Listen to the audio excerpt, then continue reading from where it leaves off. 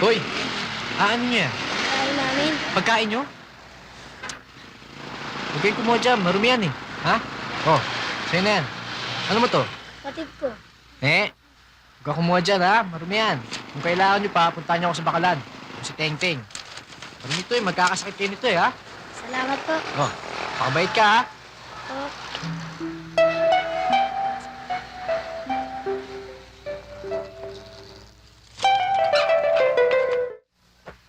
Lang yung buhay to. Mateteto na ako sa dumi ng mga damit na nilalabang ko eh. Walang yatong karsyon si Unichua.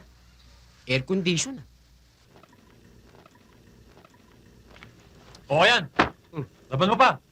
Kailangan ko yan bukas. Oo. Oh, Teng, sa motor yan.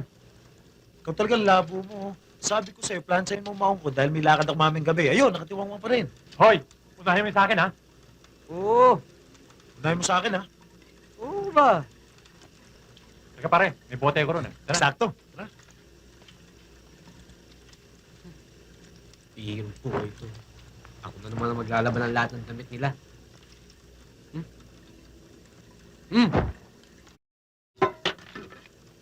Kayo maglaban yan!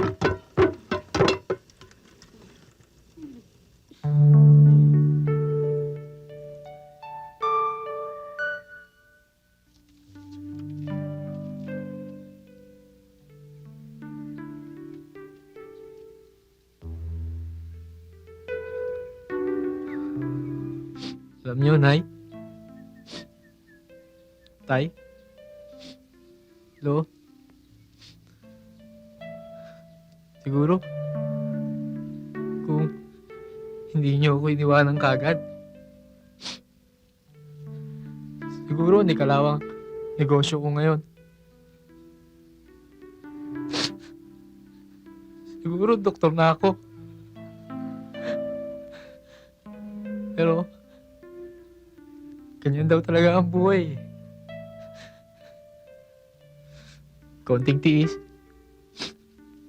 Konting tiyaga. Pag wala rin tiyaga, walang nilaga. Pero, pinangako ko sa inyo, Nay, Tay, Lo, darating din ang araw.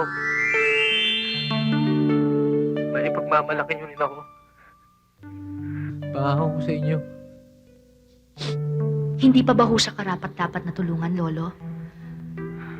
Sa tingin ko naman, hoy, siya isang taong may gininto ang puso. Marami pa tayong pagsubok na dapat gawin. Sige, Para masiguro natin ang katapat at kalinisan ng kanyang kalooban. ako.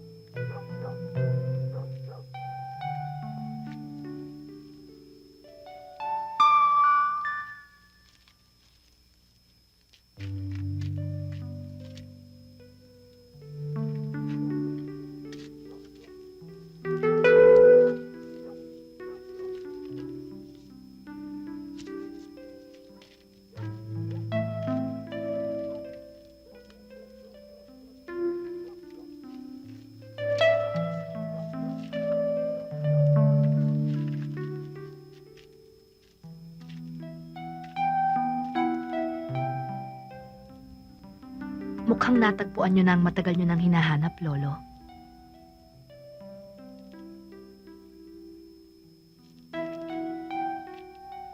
Palagay ko nga. Palagay ko nga.